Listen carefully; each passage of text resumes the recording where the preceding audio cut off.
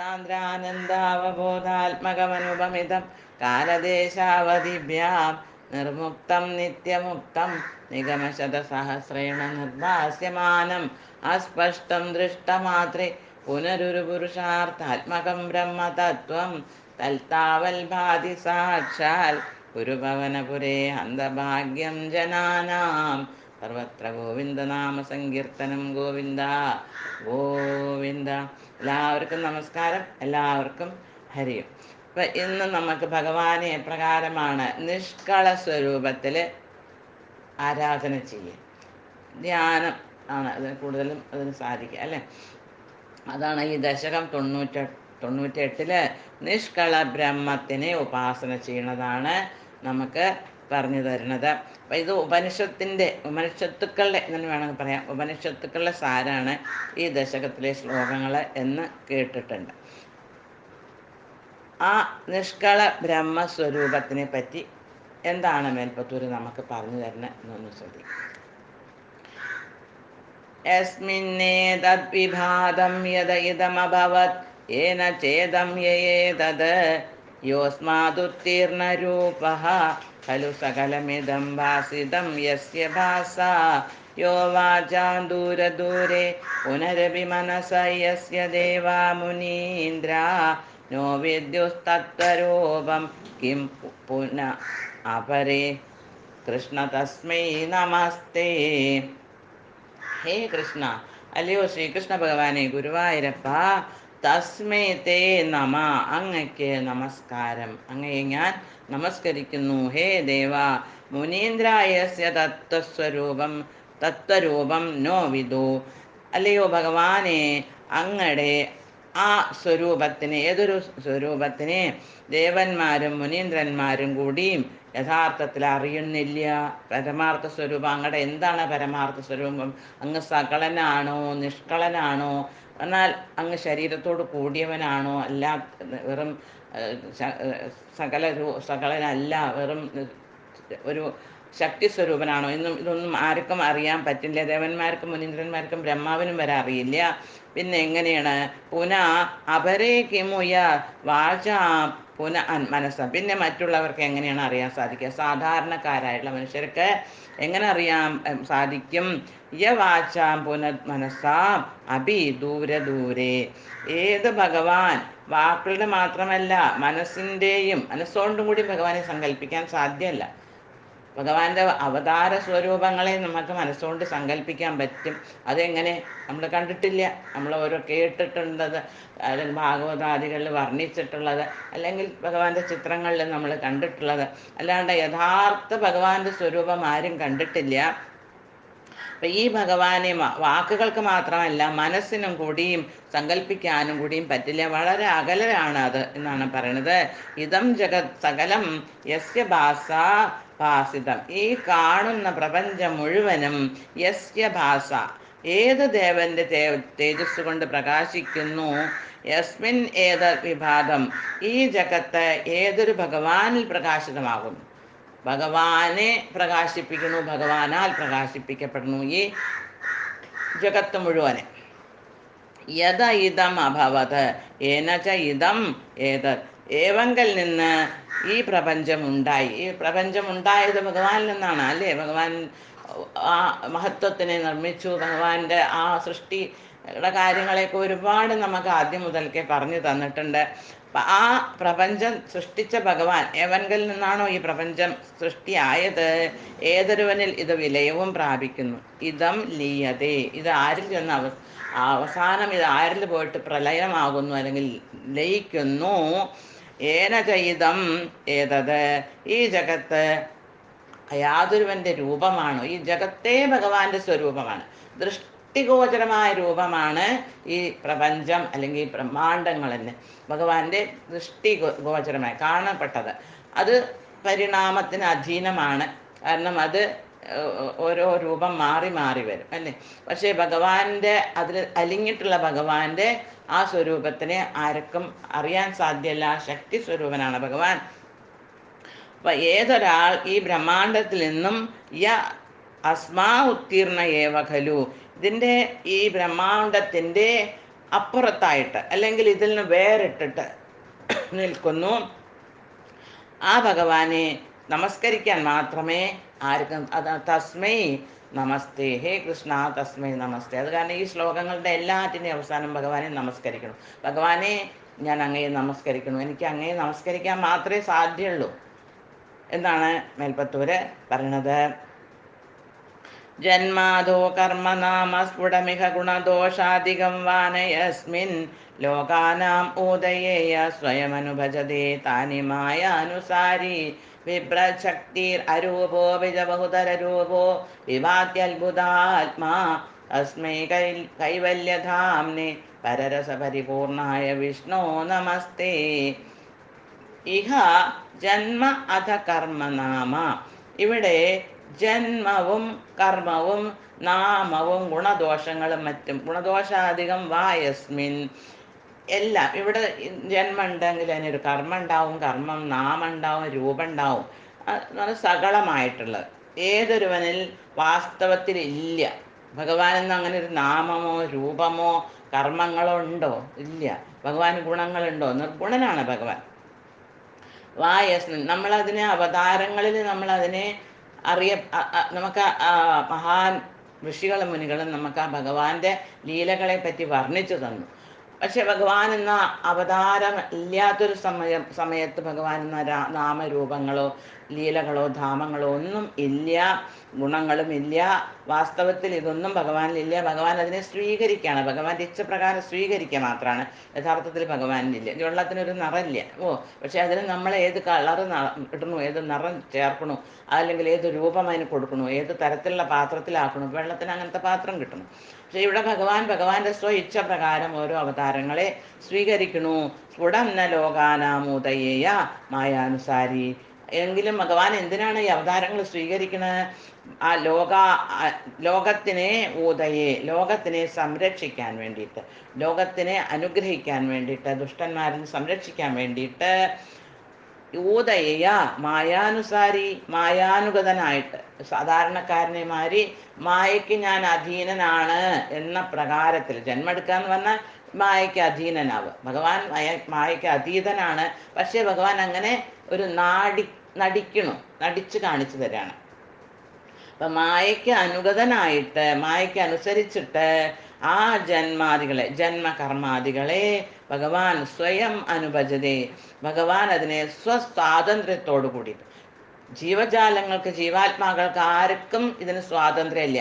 എവിടെ ജനിക്കണം, എന്തെല്ലാം കർമ്മങ്ങൾ ചെയ്യണം, ഏത് ഗുണങ്ങൾ സ്വീകരിക്കും, ഇതെല്ലാം പ്രകൃതിയാണ് തീരുമാനിക്കുന്നത്, അല്ലേ? ആ ജീവനെ ഏത് ശരീരത്തിൽ പ്രവേശിപ്പിക്കണം, ഏത് മാതാപിതാക്കളുടെ വീട്ടിൽ അല്ലെങ്കിൽ ഏത് ജീവജാലങ്ങളുടെ കൂടെ ജനിക്കണം, ഇതെല്ലാം പ്രകൃതി തീരുമാനിക്കണം. പക്ഷേ ഭഗവാൻ അങ്ങനെയല്ല. ഭഗവാൻ സ്വയം തീരുമാനിക്കും. ഞാൻ ഏത് രൂപം എടുക്കണം, ഞാൻ എവിടെ പ്രകടമാവണം, ഇതിന് ഭഗവാൻ സ്വയം തീരുമാനം എടുക്കണു. അനുഭജതേ ശക്തി വിഭ്രത് അരൂപ.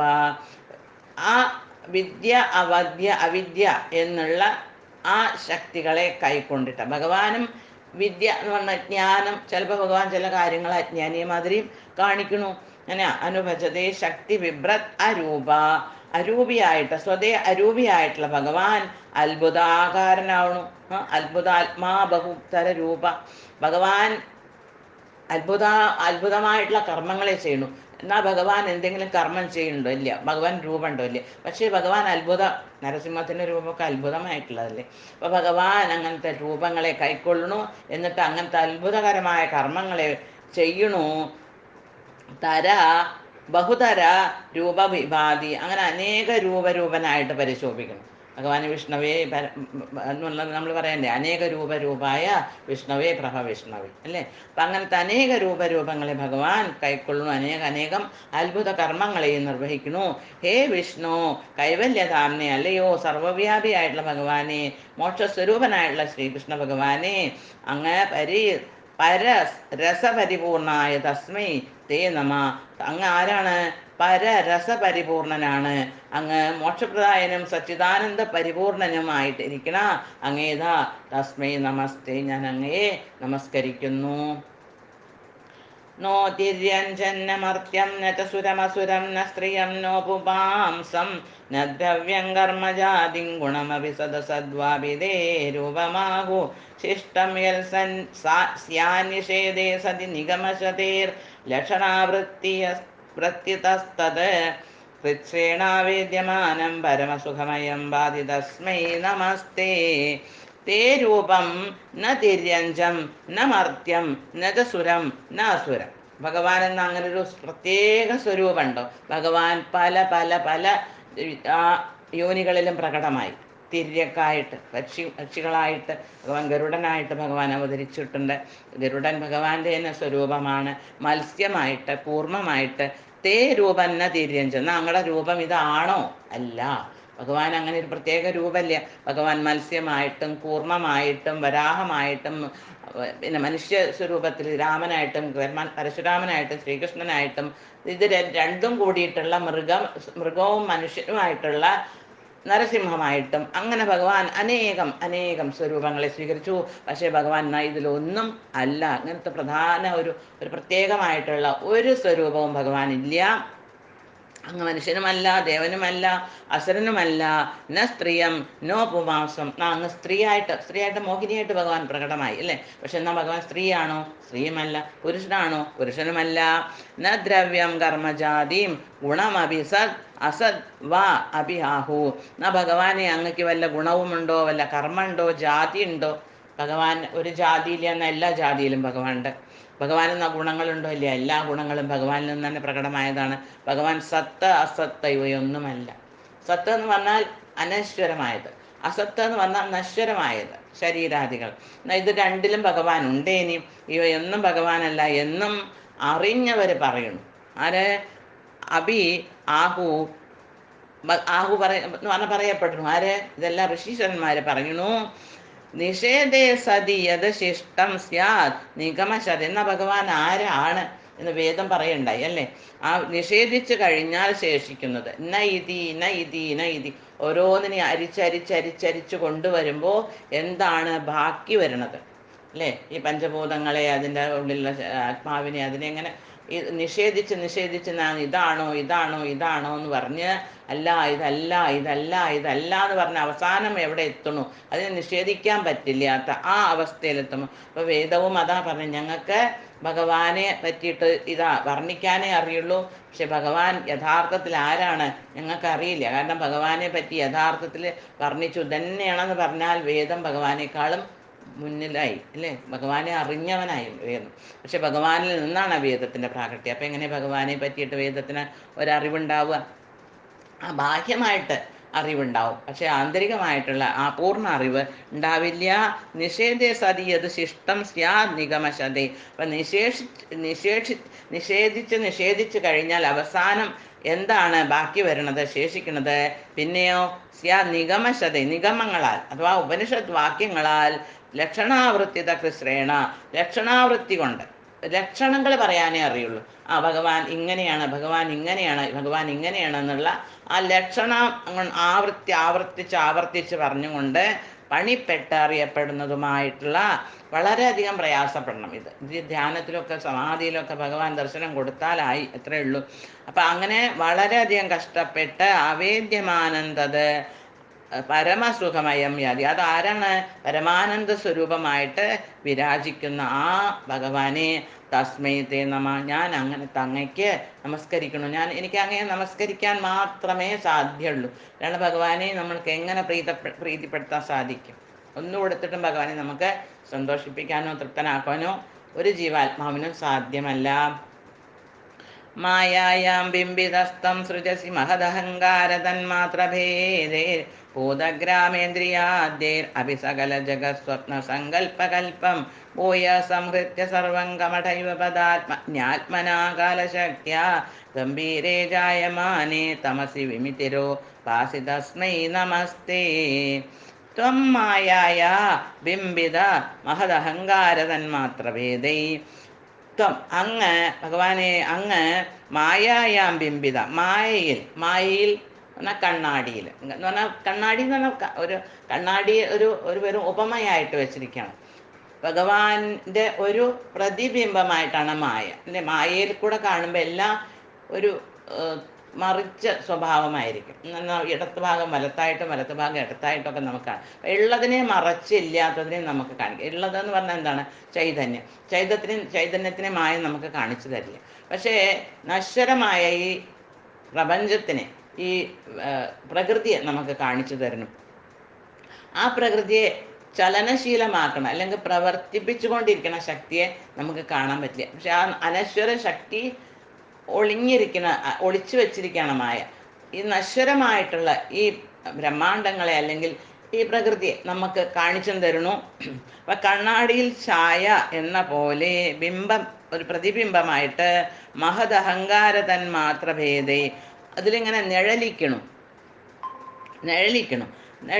കാണണം. ഇപ്പം നമുക്ക് ആ ഒരു സ്ക്രീനിൻ്റെ മുകളിൽ സിനിമ കാണണമായി അല്ലേ, ആരോ ഇതിനെ പ്രൊജക്റ്റ് ചെയ്യുമ്പോൾ നമുക്ക് കാണാൻ പറ്റണം. പക്ഷെ അത് യഥാർത്ഥമല്ല. അതവിടെ നിന്ന് നീങ്ങിയ പിന്നെ വെറും ആ തിരശീല മാത്രം ബാക്കിയാവണു.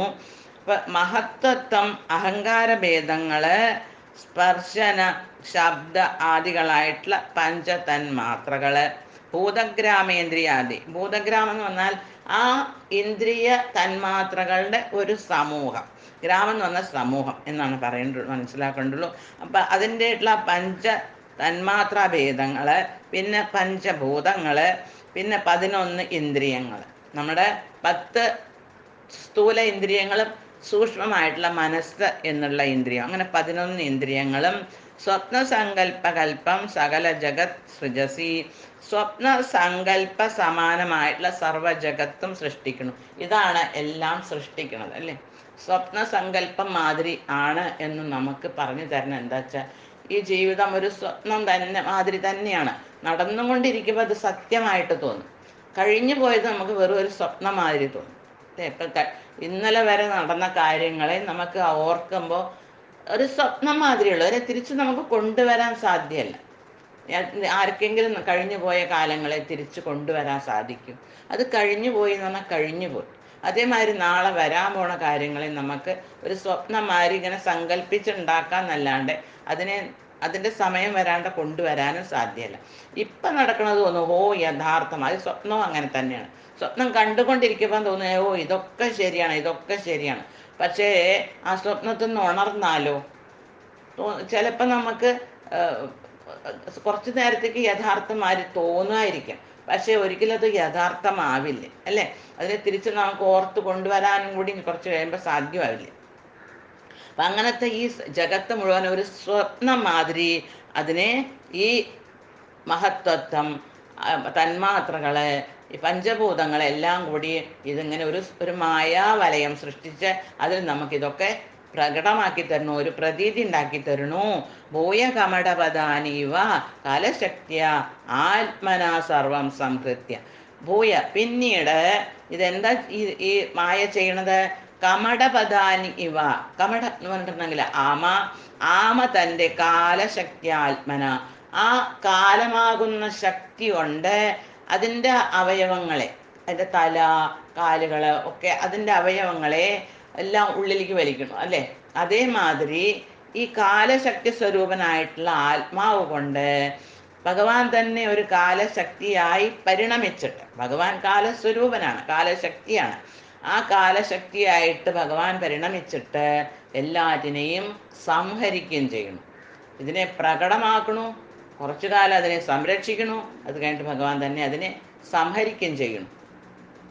ഗംഭീരേ തമസി ജായമാനേ വിധിമിര ഭാസി. ഗംഭീരേ തമസി, അപ്പോഴുണ്ടാകുന്ന ഭയങ്കരമായിട്ട് ഗംഭീരമായിട്ട് പടർന്ന് കിടക്കണ ആ തമസ് അഥവാ ഇരുട്ടാന്ന് പറഞ്ഞവിടെ നമുക്ക് അജ്ഞാനം എന്ന് വേണമെങ്കിൽ മനസ്സിലാക്കാം. ഇതൊക്കെ സൃഷ്ടിയുടെ ആ വകഭേദങ്ങളുടെ സമയത്തും പറഞ്ഞിട്ടുണ്ട്. ആ സമയത്ത് ഒരു ചലനങ്ങളും ഇല്ലായിരുന്നു, വെളിച്ചവും ഇല്ലായിരുന്നു, ഇരുട്ടുണ്ടായിരുന്നില്ല. ഇരുട്ടുണ്ടെന്ന് പറഞ്ഞാൽ എവിടെയും വെളിച്ചം ഉണ്ടായിരുന്നു അല്ലേ. അപ്പം ഈ തമസ് എന്ന് പറഞ്ഞെങ്കിൽ അജ്ഞാനം, അല്ലെങ്കിൽ എല്ലാം മൂടി ഒന്നും വ്യക്തമാവാത്ത ഒരവസ്ഥ, എന്ന് ഒരു മൂടൽ മാതിരി ഒന്നും വ്യക്തമാവാത്ത അവസ്ഥ. കാരണം ഇരുട്ടും ഒരു ഒരു ഒരു പ്രതീതിയാണ്, അല്ലെങ്കിൽ ഒരു ഒരു ഒരു ദ്രവ്യം എന്ന് വേണമെങ്കിൽ നമുക്ക് പറയാം, ഒരു ഇതാണ് അല്ലേ. അപ്പം ഈ വെളിച്ചമില്ല അപ്പം ആ സമയത്ത് നമുക്ക് അത് ശ്ലോകങ്ങളിലുണ്ട് അല്ലേ. അപ്പോൾ വെളിച്ചമുണ്ടായിരുന്നില്ല, ഇരുട്ടുണ്ടായിരുന്നില്ല, എന്തായിരുന്നു അവസ്ഥ അത് നമുക്കറിയില്ല. അപ്പം അങ്ങനെ ഭയങ്കരമായിട്ടുള്ള ആ തമസ്സിൽ അഥവാ അജ്ഞാനത്തിൽ അതിൻ്റെ സംബന്ധമില്ലാത്തവൻ എന്നാൽ ഇതായിട്ട് ഭഗവാന് വല്ല ഒരു ബന്ധമുണ്ടോ? യാതൊരു ബന്ധവുമില്ല. ഇരുട്ടായിട്ടോ വെളിച്ചായിട്ടോ ഒന്നായിട്ടും ഭഗവാൻ ഒരു ബന്ധവുമില്ല. ചിദാനന്ദ സ്വരൂപനായിട്ട് ഭഗവാൻ അങ്ങനെ പ്രകാശിക്കണു, വിലസണു, അങ്ങനെ ഭാസിക്കണു, അങ്ങനെ സ്വയം പ്രകാശിക്കണു. ആ നെന്തിരുവടിക്ക് നമസ്കാരം. എന്നാൽ ഭഗവാൻ ഇവിടെ അങ്ങനെ പ്രകാശിക്കുമ്പോൾ അവിടെ ഇരുട്ടുണ്ടാവാൻ പാടുമോ? ഉണ്ടാവില്ല. പക്ഷേ ആ ഇരുട്ടായിട്ടെന്ന ഭഗവാന് വല്ല ബന്ധമുണ്ടോ? ഒരു ബന്ധവുമില്ല. ഭഗവാൻ പ്രകാശിക്കണമെന്ന് പറഞ്ഞാൽ ഭഗവാൻ അവിടെ വിലസുന്നു, ഭഗവാൻ അവിടെ അങ്ങനെ വിളങ്ങുന്നു എന്ന് വേണം മനസ്സിലാക്കാൻ. മായാബന്ധമില്ലാത്ത ആ ഗുണങ്ങളെ ആശ്രയിച്ച് പ്രപഞ്ചം മുഴുവനും സൃഷ്ടിച്ച് സംരക്ഷിച്ച് പിന്നെ സംഹരിക്കണ ആ കാരണജലത്തിൽ വസിക്കണ ഭഗവാനെ അങ്ങ് സ്വയം പ്രകാശമാനാണ്, ചിത്സ്വരൂപിയാണ്. അത്തരത്തിലുള്ള ഭഗവാന് ഞാനിതാ നമസ്കാരം സമർപ്പിക്കുന്നു എന്നാണ് എൽപ്പത്തൂർ പറയണത്.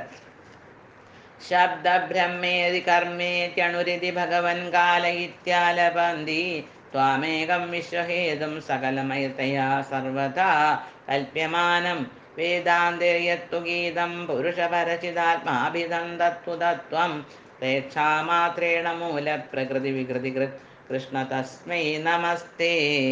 ഹേ ഭഗവൻ, അല്ലയോ ഭഗവാനെ, സർവഥാ സകലമയതയാ കൽപ്യമാനം വിശ്വഹേതും ത്വാം ഏകം. ഹേ ഭഗവാനെ, സകല മതം സർവതാ സകലമയതയാ എന്ന് പറഞ്ഞ പലതരം അഭിപ്രായക്കാരൻ അല്ലെങ്കിൽ സകല വിധത്തിലുള്ള പല തരത്തിലുള്ള അഭിപ്രായം അല്ലെങ്കിൽ വിഭാഗക്കാരുടെ ആ മതമനുസരിച്ച് അഥവാ അവരുടെ അഭിപ്രായം അനുസരിച്ചിട്ട് സർവാത്മതയ സകലമയതയ എല്ലാ ഭാവത്തിലും സകല ഭാവത്തിലും എന്ന് പറഞ്ഞാൽ എല്ലാ ഭാവത്തിലും ഭഗവാൻ തന്നെയാണ് വസിക്കുന്നത്. ഏതു വിഭാഗക്കാരുടെയും വഴികൾ വ്യത്യാസം ഉണ്ടെന്നല്ലാണ്ട് ലക്ഷ്യം ഏകമാണ് അല്ലേ. ഒരു ലക്ഷ്യത്തിലേക്ക് പോകാൻ അനേകം വഴികൾ കാണും, പക്ഷേ അതിൻ്റെ ലക്ഷ്യം ഏകമാണ്. അപ്പം അത് കാരണം ഭഗവാനും തന്നെ ഏകനാണ്. പല വിഭാഗക്കാര് പല വഴി കൂടെ ഭഗവാനെ അന്വേഷിച്ചു പോണു, ഇത്രയേ ഉള്ളൂ. അപ്പം അങ്ങനെ സർവാത്മഭാവത്തിൽ സങ്കല്പിക്കപ്പെടുന്ന ജഗത്തിന് കാരണഭൂതനായിട്ടുള്ള ആ ഭഗവാൻ ഒരാളെ തന്നെ, ഭഗവാനെ മാത്രം, ത്വാം ഏകം അല്ലെങ്കിൽ ഭഗവാനെ അങ്ങയെ ഏക അല്ലെങ്കിൽ അങ്ങയെ തന്നെ ശബ്ദബ്രഹ്മ ഇതി കർമ്മ ഇതി അണു. ശബ്ദബ്രഹ്മമെന്നും കർമ്മമെന്നും അണു എന്നും പിന്നെ കാല ഇതി ആലബന്ധി കാലം എന്നും വ്യവഹരിക്കണു അഥവാ അങ്ങനെയെല്ലാം പറയപ്പെടുന്നു. അപ്പൊ ഭഗവാനെ എന്തെല്ലാം പറയണു? ശബ്ദബ്രഹ്മം, ഓം. ഓം പറഞ്ഞിട്ടുണ്ടെങ്കിൽ ഭഗവാനാണ് അല്ലേ. അപ്പൊ ഓം എന്ന് പറഞ്ഞാൽ അത് ശബ്ദബ്രഹ്മമായി. കർമ്മം എന്ന് പറയണു, കർമ്മയോഗാദികൾ ചെയ്തു അല്ലെങ്കിൽ ഭഗവാന്റെ അവതാരങ്ങൾ ചെയ്തു പല പല ലീലകൾ ചെയ്യണു. കർമ്മം എന്ന് പറഞ്ഞാൽ ലീല എന്ന്, ഭഗവാൻ ഒരു കർമ്മല്ലേ, ഭഗവാൻ ചെയ്യണ ലീലകളാണ്. അപ്പം അങ്ങനെ ആ ഭഗവാനെ ലീലാധാരി എന്ന് പറയുന്നുണ്ട് അല്ലേ, ലീലാധരനായിട്ടുള്ള ഭഗവാൻ. ലീല എന്ന് പറയാറുണ്ട്. ഭഗവാൻ അണു എന്ന് പറഞ്ഞാൽ സമയത്തിൻ്റെ ഏറ്റവും ചെറിയ അംശമാണ് അണു.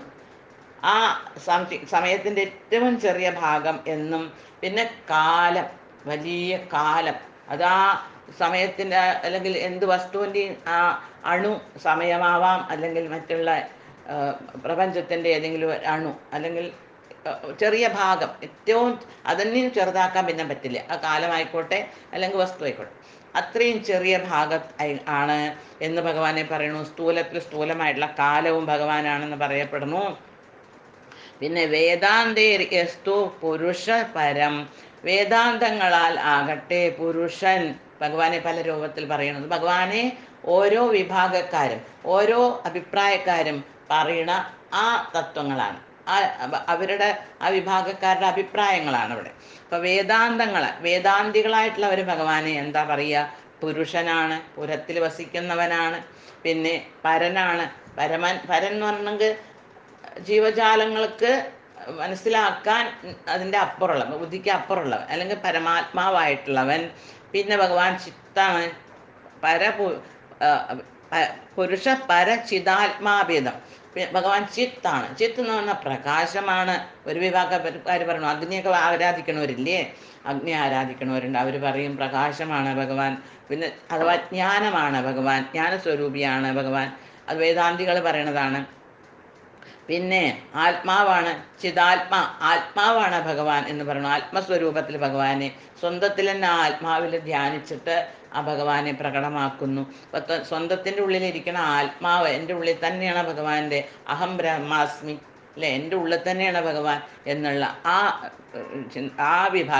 അഭിപ്രായക്കാരുണ്ട്. തത് തത്വം തു പ്രേക്ഷാമാത്രേണ എന്നിങ്ങനെയെല്ലാം പറയപ്പെടുന്ന ആ തത്വമാണ് എന്ത് ചെയ്യണത്? പ്രേക്ഷാമാത്രേണ ഭഗവാൻ അല്ലേ ഒരു കടാക്ഷം കൊണ്ട് ഈ മായയിൽ പല പരിണാമങ്ങളും വരുത്തി നമ്മൾ ആ സൃഷ്ട സമയത്ത് മനസ്സിലാക്കിയിട്ടുണ്ട്. അപ്പം മായയെ ക്ഷോഭിപ്പിക്കാന്ന് പറഞ്ഞെങ്കിൽ അതിനെ ചലനം, അതിന് വികാരം വരിക എന്ന് പറഞ്ഞാൽ പരിണാമം വരിക, എന്തെങ്കിലും ചലനം വരിക, അതിനെ ഉണ്ടാക്കുന്ന അപ്പം എന്താ ആ ചലനം എങ്ങനെയാണ്? സൃഷ്ടിയാദികൾ അതുവരെ എല്ലാം നിശ്ചലമായിരുന്നു. അപ്പം ഭഗവാൻ ഒന്ന് വീക്ഷിച്ചപ്പോൾ എന്തുണ്ടായി? വലിയ കണ്ടുണ്ടാവല്ലേ, വലിയ യജമാനന്മാരെ നോക്കുമ്പോൾ അവിടുത്തെ ആ ദാസ്യന്മാർ രാജാവൊക്കെ ഒന്ന് നോക്കുമ്പോൾ അവർക്ക് മനസ്സിലാവും രാജാവ് എന്തിനാ അപ്പം നമ്മളെ നോക്കി. അപ്പം അവർ വേഗം ആ കർത്തവ്യങ്ങൾ, അവർ കിങ്കരന്മാരെന്ന് പറയും, ഒന്നും പറയണ്ട, കിങ്കരന്മാർ. അവർക്ക് ഒരു നോട്ടം കൊണ്ട് തന്നെ കാര്യം മനസ്സിലാവും, അവർ ആ കർത്തവ്യം ചെയ്യൽ തുടങ്ങും. അപ്പം അതേമാതിരി ഭഗവാന്റെ ഒരു കിങ്കരിയാണ് ഈ മായ. അപ്പം ഈ മായ ഭഗവാൻ നോക്കിയ ഉടനെ മനസ്സിലായി ഇന്നതാണ് ചെയ്യേണ്ടത്. അപ്പം സൃഷ്ടി ചെയ്യാൻ തുടങ്ങി, ആ സൃഷ്ടിയാദി കർമ്മങ്ങളെ നിർവഹിക്കുന്നു എന്ന് പറയപ്പെടുന്നു. ഭഗവാൻ ഇത്ര നിശ്ചലനാണ്, നിർവികാരനാണ്, നിർലീനനാണ്, നിർലിപ്തനാണെങ്കിലും ഭഗവാന്റെ ഒരു നോട്ടം കൊണ്ട് ഈ മായയെല്ലാം പ്രകടമാക്കുന്നു. അല്ലയോ ഹേ കൃഷ്ണ, തസ്മൈ തേ നമ, അപ്രകാരമുള്ള അങ്ങയ്ക്ക് യഥാ ഞാൻ നമസ്കാരം സമർപ്പിക്കുന്നു എന്നാണ് എൽപ്പത്തൂർ പറയണത്. സത്വേന അസത്തയാ വാ നജ ഖലു സദസത്വേന നിർവാച്യരൂപ ധത്തേയസൗ അവിദ്യ ഗുണഫണിമതിവദ് വിശ്വദൃശ്യാവഭാസം വിദ്യാത്തം സേവയാദാസുതിവചനലവേർ യത്കൃപാസ്യന്തലാഭേ സംസാരാരണ്യ സദ്യതൃടന പരശുതാം ഏതി തസ്മൈ നമസ്തേ. സത്വേന അസത്തയാവ, സത്വം എന്ന് പറഞ്ഞിട്ട് എന്താണ്? ഉള്ളത് അഥവാ ചേതനം അഥവാ അനശ്വരമായത്, ഭഗവാന്റെ ആ ഭഗവത്ത ഉള്ളതായിട്ടോ പിന്നെന്താണ്? അസത്തയ, പരിണാമത്തിന് അധീനമായത്, പരിണാമത്തിന് അതീതമായതും പരിണാമത്തിന് അധീനമായതും ആയിട്ടോ, പിന്നെയോ ഉണ്ടെന്നോ ഇല്ലെന്നോ തീർച്ചയാക്കി പറയാൻ സാധിക്കുമോ? ഒന്നും പറയാൻ പറ്റില്ല. ഇത് വേദാന്തമാണ്. ഇത് സാധാരണക്കാർക്ക് ഇതൊന്നും പെട്ടെന്ന് ഒന്നും മനസ്സിലാവില്ല. അത്രയും കഠിനമായൊരു വിഷയമാണ് ഇത്. ഈ 98-ാമത്തെ ദശകം ഭയങ്കര കഠിനമായിട്ടുള്ള ഒരു വിഷയമാണ്. ഇത് നമ്മളെമാതിരിയുള്ള സാധാരണക്കാർക്ക് കൈകാര്യം ചെയ്യാൻ ഒന്നും പറ്റിയ വസ്തുവല്ല. പക്ഷേ നമ്മൾക്കത് ഒന്ന് ചെയ്താലല്ലാണ്ട് പറ്റില്ല. അപ്പം ഇത് വേദാന്തങ്ങളിലേക്ക് വലിയ വലിയ വിദ്വാൻമാർ കൈകാര്യം ചെയ്യേണ്ട സാധനമാണ്. പക്ഷെ ഇതിനെ ഉള്ളതാണെന്നോ ഇല്ലാത്തതാണെന്നോ ഭഗവാൻ ഉണ്ട് എന്ന് തർക്കിച്ചുണ്ടാക്കാനോ ഇല്ല. ഈ ഭഗവാനെ വിശ്വസിക്കാത്ത, അല്ലെങ്കിൽ ഈ ഭഗവാനിൽ വിശ്വസിക്കാത്ത ഈ എന്താ പറയുക, അവർ ഭഗവാനെ വിശ്വസിക്കണില്ല അല്ലേ. അപ്പം അത്തരം വിഭാഗക്കാര് ഭഗവാൻ ഇല്ല എന്ന് പറയുന്നു അല്ലേ. അപ്പം അത് അവർ നമുക്ക് ഉണ്ടെന്ന് പറഞ്ഞ് കാണിപ്പിക്കാൻ അവർക്ക് കാണിച്ചു കൊടുക്കാൻ പറ്റുമോ? അവർ കണ്ടതിനെ വിശ്വസിക്കുള്ളൂ. അപ്പോൾ ഉണ്ടെന്നോ ഇല്ലെന്നോ തീർച്ചയാക്കി പറയാനാകാത്ത മട്ടിലുള്ളതായിട്ടുള്ള ഈ അവിദ്യ, മായ, ഈ മായ നമുക്ക് ഉണ്ടെന്ന് പറഞ്ഞിട്ട് അതാക്കാൻ പറ്റുക. അവർ പറയുന്നത് വേദാന്തക്കാരുടെ കാര്യമാണെങ്കിൽ ഇപ്പോഴത്തെ സാധാരണക്കാരുടെ കാര്യമില്ല. വേദാന്തക്കാർ പറയും ഇവിടെ ഏകം സത്യം, ഇവിടെ ഒന്നേ ഉള്ളൂ. അദ്വൈതവാദികൾ പറയും ഇവിടെ ഒന്നേ ഉള്ളൂ. അപ്പോൾ അവർക്ക് മായയില്ല, എല്ലാം ഭഗവാനാണ്. പക്ഷെ മായാവാദികൾ പറയും ഇവിടെ ഭഗവാനൊന്നുമില്ല, എല്ലാം ഇങ്ങനെ തന്നെ പ്രപഞ്ചം അങ്ങനെ തന്നെ നടക്കുകയാണ് എന്ന് പറയും. അതെ.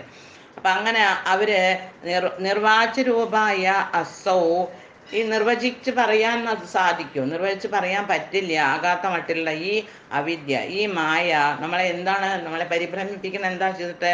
അവിദ്യ ഗുണപണിമതിവത് വിശ്വദൃശ്യാവഭാസന്തത്തെ, ഒരു ഇരുണ്ട അവസ്ഥയിൽ, അല്ലെങ്കിൽ ഒരു വെളിച്ചമില്ല, അല്ലെങ്കിൽ കടുത്ത ഇരുട്ടാണെന്ന് വെച്ചാൽ അവിടെ ഒന്നും കാണാൻ പറ്റില്ല അല്ലേ. അപ്പം ഈ കുറച്ചിങ്ങനെ അരണ്ട വെളിച്ചം എന്നൊക്കെ നമുക്ക് പറയാം. അരണ്ട വെളിച്ചത്തിലൊരു പഴയ കയറിങ്ങനെ കിടക്കുകയാണ്, ഇങ്ങനെ ചുളുങ്ങി മറിങ്ങി കിടക്കുന്നുണ്ടെങ്കിൽ എന്താ വിചാരിക്കുക? ഓ, പാമ്പ് കിടക്കുകയാണെന്ന് വിചാരിക്കുക അല്ലേ. അപ്പോൾ ഒരു കയറിൽ ഒരു പാമ്പിൻ്റെ പ്രതീതി ഉണ്ടാക്കണ മാതിരിയാണത്. പിന്നെ അപ്പം അവിടെ ജ്ഞാനം വന്നു, അഥവാ വെളിച്ചം വന്നാൽ എന്തായി? ആ കാര്യം മനസ്സിലായി, ഇത്രയേ ഉള്ളൂ. അപ്പം മായ നീങ്ങി, അഥവാ ഈ സംശയങ്ങൾ നീങ്ങിയാൽ, വെളിച്ചം പറഞ്ഞാൽ ജ്ഞാനം വന്നാൽ മനസ്സിലാവും ഇവിടെ എല്ലാം ഭഗവാൻ തന്നെയാണ്, പ്രപഞ്ചത്തിൽ മുഴുവൻ ഭഗവാൻ തന്നെയാണ്. അപ്പം ഈ പ്രപഞ്ചം ഉള്ളതാണെന്ന് അപ്പം തോന്നും. അപ്പം കാരണം ആ കയറിൽ പാമ്പിൻ്റെ, പ്രപഞ്ചം എന്ന് പറഞ്ഞാൽ ആ കയറിൽ പാമ്പിൻ്റെ ഒരു പ്രതീതി നമുക്ക് തോന്നുന്നു. പക്ഷേ ആ പ്രതീതി നീങ്ങിയാൽ അപ്പം ഇവിടെ ഭഗവാൻ മാത്രമേ ഉള്ളൂ എന്ന് മനസ്സിലാവും. അപ്പം ഈ പ്രപഞ്ചം വിശ്വദൃശ്യാവഭാസം തത്തേ, അപ്പം ഈ ഉള്ളതാണെന്ന് തോന്നിക്കുന്നു. സ ഏവയർ കൃപാസന്തനാഭേ, ആ മായ തന്നെ, ഏതൊരു ഭഗവത് കാരുണ്യം. മായെന്ന് രണ്ട് വിധത്തിലുണ്ട്, ഒന്ന് വിദ്യ, ഒന്ന് അവിദ്യ. ഒന്ന് വിദ്യ എന്നുള്ള മായ എന്താണ്? അത് ഭഗവാനിലേക്ക് നമ്മളെ അടുപ്പിക്കും. അവിദ്യ എന്നുള്ള മായ ഭഗവാനിൽ നമ്മളെ ദൂരയ്ക്കാക്കും. അപ്പോൾ വിദ്യ എന്നുള്ള മായയെ നമ്മൾ ആശ്രയിക്കുകയാണെങ്കിൽ ഭഗവാനിലേക്ക് നമുക്ക് കൂടുതൽ കൂടുതൽ ഭക്തി അല്ലെങ്കിൽ ഭഗവത് പ്രേമം തോന്നലൊടങ്ങും. അവതാര കഥകൾ കേൾക്കാനും ഭഗവാനെ പറ്റി അറിയാനുള്ള ജിജ്ഞാസ, ആനന്ദം വർദ്ധിക്കും. അത് നല്ല ഗുണമുള്ള വിദ്യയാണ്, വിദ്യ. പക്ഷേ അവിദ്യ എന്ന് പറഞ്ഞെങ്കിൽ ഇത് എല്ലാറ്റിലും സംശയമാണ്. അപ്പം അങ്ങനെ ആ മായ തന്നെ ഭഗവത് കാരുണ്യ പ്രവാഹം ഉണ്ടാകുമ്പോൾ വേദാന്ത വാക്യ തത്വം അല്പാൽപം അറിഞ്ഞു പറഞ്ഞു തരും. അപ്പം നമുക്ക് വേറെ ആരുമല്ല ഈ മായയിൽ നിന്ന് നമ്മളെ രക്ഷിക്കുന്നത്, മായ തന്നെയാണ്. മായയിലേക്ക് നമ്മളെ കൊണ്ടിടുന്നത് മായ തന്നെയാണ്. ഭഗവാൻ ഇവിടെ ഒന്നുമില്ല, വെറും ഒരു ദൃഷ്ടാവ് മാത്രമാണ്. അപ്പം അങ്ങനത്തെ ആ അല്പാൽപം അറിയാനിട വരുന്നത് കൊണ്ട് വിദ്യാസ്വരൂപം പ്രാപിച്ചത്. വിദ്യ ഒരിക്കലും ഒന്നിച്ച് നമുക്ക് പ്രാപിക്കാൻ സാധ്യമല്ല അല്ലേ. വിദ്യ പതുക്കെ പതുക്കെ പതുക്കെ. അതേമാതിരി ഭഗവത് പ്രാപ്തിയും ആ ജ്ഞാനവും നമുക്ക് എങ്ങനെ? ജ്ഞാനവും പതുക്കെ പതുക്കെ പതുക്കെയാണ്. അങ്ങനെ നമുക്ക് ആ ഗുരുവിൽ നിന്ന് കുറേശ്ശെ ഇട്ടാണ് നമ്മൾ ഭഗവാനിലേക്ക് അടുക്കുക. അല്ലാണ്ട് ഒരു ദിവസം പെട്ടെന്ന് അങ്ങോട്ട് ഒരു ബോധോദയമൊന്നും ഉണ്ടാവാൻ സാധ്യമല്ല. അപ്പം അങ്ങനെ ആ വിദ്യാസ്വരൂപം പ്രാപിച്ചതായിട്ട് തത്വജ്ഞാനം വന്നിട്ട് വിദ്യാത്വം യാഥാ സംസാരാരണി അസദ്യസ്തുടന പരശു താം ഏതി.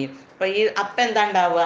വിദ്യ നമുക്ക് വന്നു, അല്ലെങ്കിൽ നമ്മുടെ ഉള്ളിൽ ജ്ഞാനം, തത്വജ്ഞാനം ഉറച്ചാൽ ഇപ്പം എന്താവും? സംസാരമാകുന്ന ഈ കാട്, ഈ സംസാരം എന്ന് പറഞ്ഞത് ഒരു കാട് തന്നെയാണ്. ഈ സംസാരം എന്ന പുറത്തെ കാടാണോ? അല്ല, ഈ സംസാരം നമ്മുടെ ഉള്ളിലെ കാടാണ്. മനസ്സിൽ അനേകം അനേകം അനേകം സങ്കല്പ വികല്പങ്ങളാണ്. ഒരു സങ്കല്പം വരും, വേറൊരു വികല്പം വരും, അതിന് വേറൊരു വികല്പം വരും. അങ്ങനെ അനേകം അനേകം അനേകം ചിന്തകൾ നമ്മുടെ ഉള്ളിൽ കടന്നു കൂടുമ്പോൾ അവിടെ ഒരു കാടായി മാറും. നമ്മുടെ മനസ്സ് തന്നെ ഒരു കാടാണ് അല്ലേ. പലതരം വിചാരങ്ങളുടെ ഒരു കാടാണ്. അപ്പം ഈ കാടുകളെ മുഴുവനെ, ഈ ചിന്തകളെ മുഴുവനെ, ഈ സങ്കല്പ വികല്പങ്ങളെ മുഴുവനെ അവിടുന്ന് മുറിച്ച് മാറ്റിയാൽ മാത്രമാണ് നമുക്ക് ഭഗവത് പ്രതീതി അല്ലെങ്കിൽ ഭഗവാനെ പ്രാപിക്കാൻ സാധിക്കുള്ളൂ. അപ്പം മനസ്സിൽ ശുദ്ധമാവും, മനസ്സിൽ ഭഗവാന്റെ സങ്കല്പം മാത്രമാവും, ഒരു വികല്പം ഉണ്ടാവില്ല. വികല്പം എന്ന് പറഞ്ഞാൽ മറിച്ചൊരു ചിന്ത, ഓഹോ അങ്ങനെ ഉണ്ടാവുമോ? ഇല്ല, ഭഗവാൻ തന്നെയാണ് എന്നുള്ള ഏക ചിന്ത വരും. അപ്പം അതിന് ആരാണ്? അതിനുള്ള ഒരു പരശു അഥവാ അതിനുള്ള ഒരു മഴു ആരാണ്? ഈ ഭഗവാൻ തന്നെയാണ്, അഥവാ ഈ വിദ്യയാണ്. അപ്പം ഈ മായ തന്നെയാണ് നമ്മളെ ഭഗവാനിലേക്ക് അടുപ്പിക്കുന്നതും, മായ തന്നെയാണ് ഭഗവാനിൽ നിന്ന് നമ്മളെ ദൂരെയാക്കുന്നതും. അപ്പം ഈ ഭഗവാനെ അങ്ങ് എന്ത് ചെയ്യണം? അങ്ങ് ഒരു പരശുവായിട്ട്, പരശുരാമൻ അല്ലേ, പരശുരാമൻ്റെ അർത്ഥം ഇത് തന്നെയാണ്. ആ രാമനെ ആശ്രയിച്ചാൽ ഭഗവാൻ തന്നെ ആ ഉള്ളിലത്തെ സംശയമാകുന്ന കാടിനെ മുഴുവന് വെട്ടി നശിപ്പിച്ചോളും. അപ്പം അങ്ങനത്തെ ഒരു മഴുവായിട്ട് അങ്ങ് ഭവിക്കണമേ. അപ്പം എൻ്റെ ഉള്ളിൽ പൂർണ്ണ വിശ്വാസം ഉണ്ടാവണേ.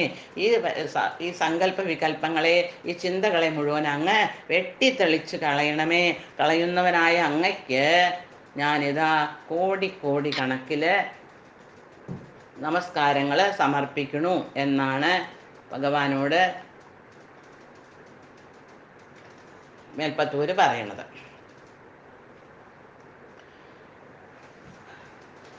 ഭൂഷാസു സ്വർണവദ്വാ ജഗതി ഘടശരാവാദികേ മൃത്തികാവത് തത്വേ സഞ്ചിന്യമാനേ സ്ഫുരതി തദധുനാഭി അദ്വിതീയം വപുസ്തേ സ്വപ്നദ്രഷ്ടു പ്രബോധേ തിമിരലയവിധോ ജീർണരജ്ജോശ്ചയദ്വത് വിദ്യാലാഭേ തഥൈവ സ്ഫുടമപി വികസേത് കൃഷ്ണ തസ്മൈ നമസ്തേ. സത്വേ സഞ്ചിന്തമാനേ, സത്വേ തത്വജ്ഞാനമായിട്ട് തത്വമായിട്ട് ആലോചിക്കുകയാണെങ്കിൽ ഇവിടെ നിഷ്കള ബ്രഹ്മത്തിൻ്റെ കാര്യം പറയുകയാണ്. സത്വേ അല്ല തത്വേ തത്വ അടിസ്ഥാനത്തിൽ ചിന്തിക്കുകയാണെങ്കിൽ ഇവിടെ ഭഗവാൻ മാത്രമേ ഉള്ളൂ. എപ്രകാരമാണ് അതിനെ ഒന്ന് വിശേഷിപ്പിച്ചിട്ടുള്ളത്? ഭൂഷാസു സ്വർണവത് വാ കടശരവാദികേ മൃത്തികാവത് ജഗതി. അപ്പം എപ്രകാരമാണ് ഇവിടെ ഭഗവാൻ ഉള്ളത്? ആഭരണ വിശേഷങ്ങളിൽ, ആഭരണങ്ങളിൽ പല രൂപങ്ങളുണ്ട്. പക്ഷേ വസ്തു എന്താണ്? അതിൻ്റെ റോ മെറ്റീരിയൽ, ഉപാദാന വസ്തു എന്താണ്? സ്വർണമാണ്, അല്ലെങ്കിൽ ഏതെങ്കിലും ഒരു ലോഹമാണ്, അല്ലേ? പലതരത്തിലുള്ള വെള്ളി കൊണ്ടുണ്ടാവും, സ്വർണം കൊണ്ടുണ്ടാവും, ചെമ്പ് കൊണ്ടുണ്ടാവും, പല ഉണ്ടാക്കണം. അപ്പം അതിൻ്റെ ഉപാദാന വസ്തു അഥവാ റോ മെറ്റീരിയൽ ഒന്നാണ്. സ്വർണമോ അല്ലെങ്കിൽ ഏതെങ്കിലും ഒരു ലോഹമായിരിക്കും. അപ്പം ഏതെല്ലാം വള ഉണ്ടാക്കാം, കമ്മലുണ്ടാക്കാം, മാല ഉണ്ടാക്കാം, അങ്ങനെ അനേകം രൂപത്തിന് വ്യത്യാസമുണ്ട്. പക്ഷേ റോ മെറ്റീരിയൽ ഉപാദാന വസ്തു ഏകമാണ്. അപ്പം അതുമാതിരിയുള്ള ആ സ്വർണ്ണവധ, ഇവിടെ സ്വർണത്തിനെ പറ്റിയിട്ടാണ് പറഞ്ഞിട്ടുള്ളത്. അന്നൊക്കെ അധികം ആൾക്കാർ സ്വർണത്തിൻ്റെയും ഉപയോഗിച്ചിരുന്നത്. അപ്പം സ്വർണം പോലെയും അല്ലെങ്കിൽ എന്താണ് ഘടശരാവാദികേ മൃത്തികാവത്.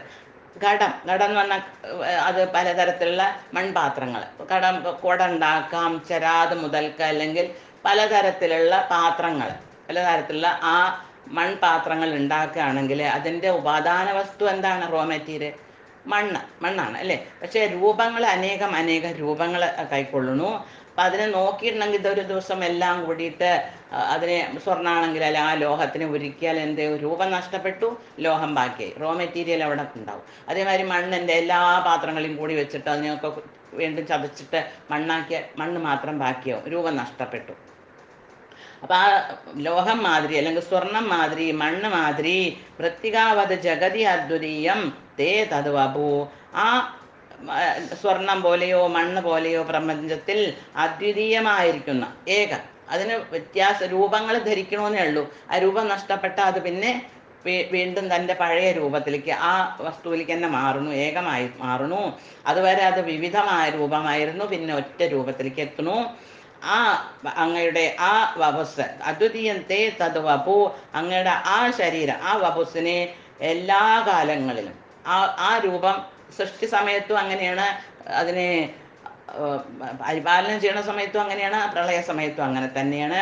അത് ആ വപുസ് സ്ഥിതികാലത്തിലും സ്ഥിതി സംഹാരം എല്ലാ കാലത്തിലും അതേമാതിരി അത് വിളങ്ങുന്നു. ഭഗവാനെ അങ്ങയുടെ നിഷ്കള സ്വരൂപം എല്ലാ കാലത്തും സമമായിട്ട് വിളങ്ങുന്നു എന്നാണ് പറയുന്നത്. കാരണം ഈ മണ്ണിനൊരു രൂപമില്ല, അപ്പം അത് നിഷ്കളം എന്ന് പറയാം. സ്വർണത്തിന് അതിൻ്റെ രൂപം നഷ്ടപ്പെട്ടു, വള പോയിട്ട് സ്വർണ്ണമായി മാറി, മാല പോയിട്ട് സ്വർണ്ണമായി മാറി.